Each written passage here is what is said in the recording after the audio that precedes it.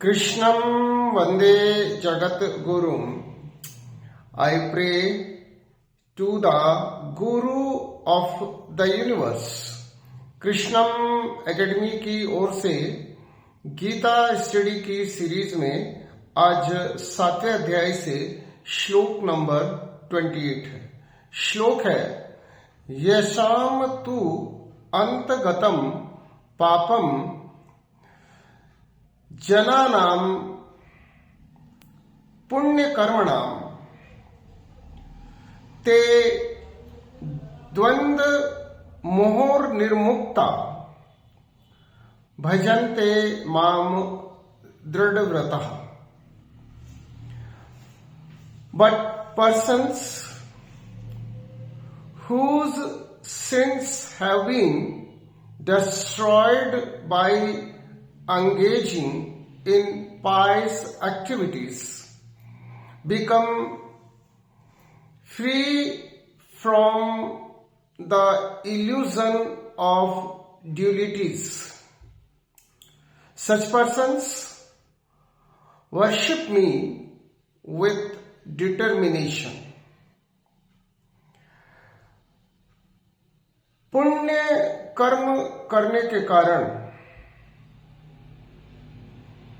जिनके पाप नष्ट हो जाते हैं, ऐसे लोग मोह और द्वंद्व से मुक्त हो जाते हैं और मोह और द्वंद्व से मुक्त होने के कारण वे दृढ़ संकल्प के साथ मेरी पूजा करते हैं। इस श्लोक में अर्जुन को और अर्जुन के माध्यम से हम सबको भगवान समझा रहे हैं कि पुण्य कर्म सदकर्म करने से हमारे पाप नष्ट हो जाते हैं। हम पाप क्यों करते हैं? हम पाप करते हैं मोह के कारण। हम मोहग्रस्त क्यों होते हैं? हम मोहग्रस्त होते हैं अज्ञानता के कारण। Ignorance is the root of all the ills.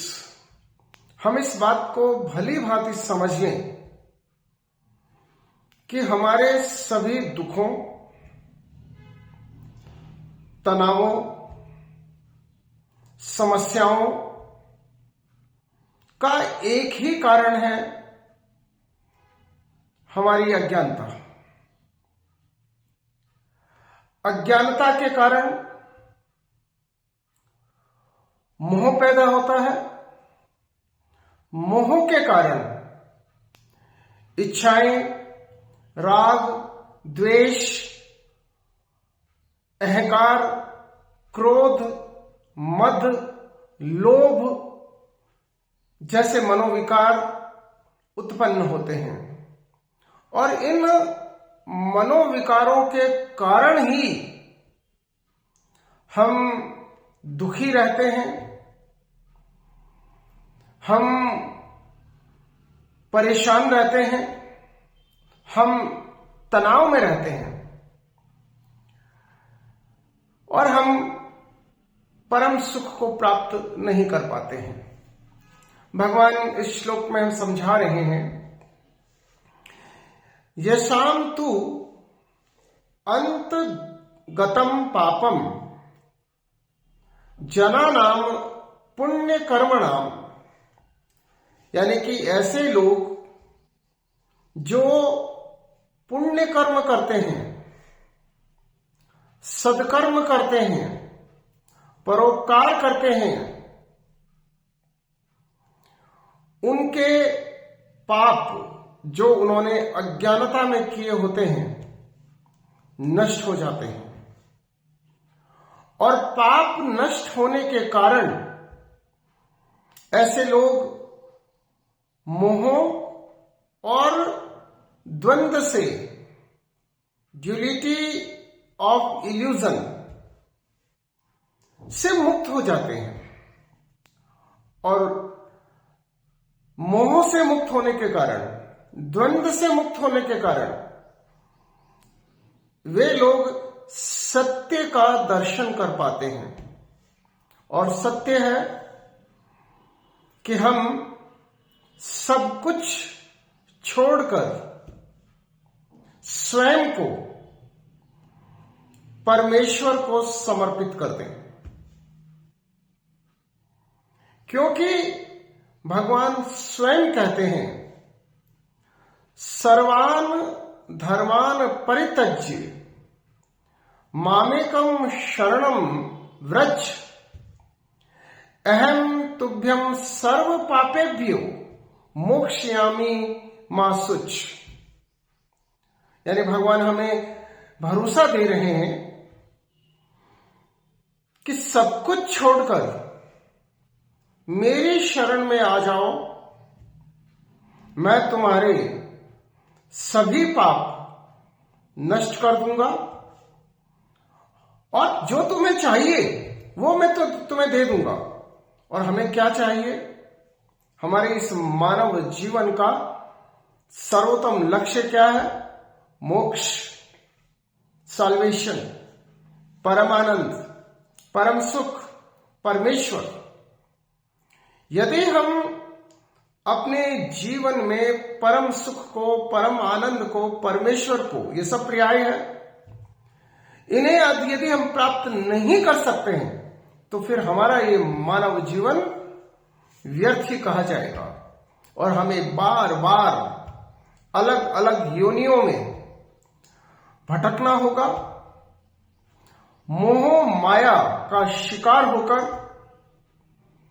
हमें कभी सुख और कभी दुख के इस भंवर जाल में भटकना होगा।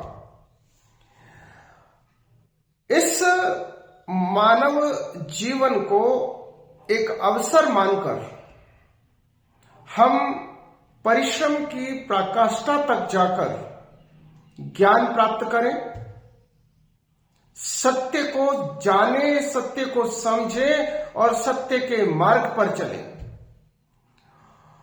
और सत्य स्वयं परमेश्वर है, इसलिए हमें परमेश्वर की शरण में जाना है। हम इस श्लोक के माध्यम से भगवान हमें बहुत अच्छे से समझा रहे हैं कि अज्ञानता के कारण मोह पैदा होता है, मोह के कारण हम दुष्कर्म करते हैं, कुकर्म करते हैं, पाप करते हैं और उन पापों के कारण हम पीड़ा में रहते हैं, तनाव में रहते हैं, दुख में रहते हैं। यदि आपको पीड़ा, तनाव और दुख में नहीं रहना है तो फिर आपको सदकर्म करने चाहिए।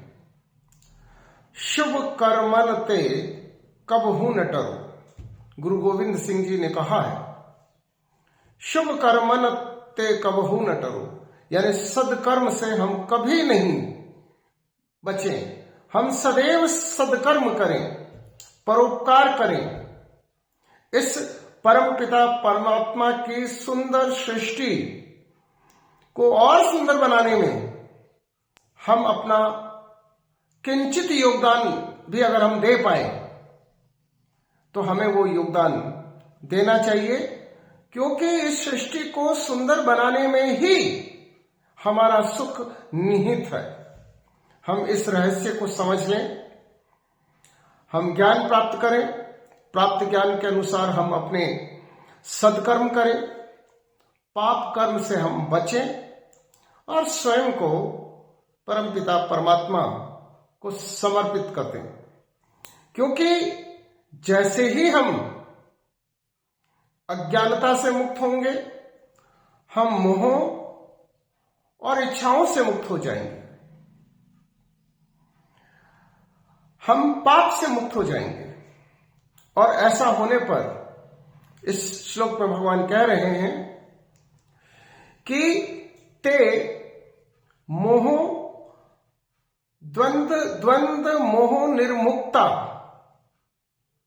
यानी कि द्वंद और मोह से जैसे ही कोई व्यक्ति मुक्त हो जाता है, भजन्ते माम दृढ़ व्रता, फिर ऐसा व्यक्ति दृढ़ संकल्प होकर परमेश्वर की पूजा करता है, परमेश्वर में लीन रहता है और सुख और दुख से ऊपर उठकर अपने जीवन के सर्वोत्तम लक्ष्य परम सुख परम आनंद को प्राप्त कर लेता है।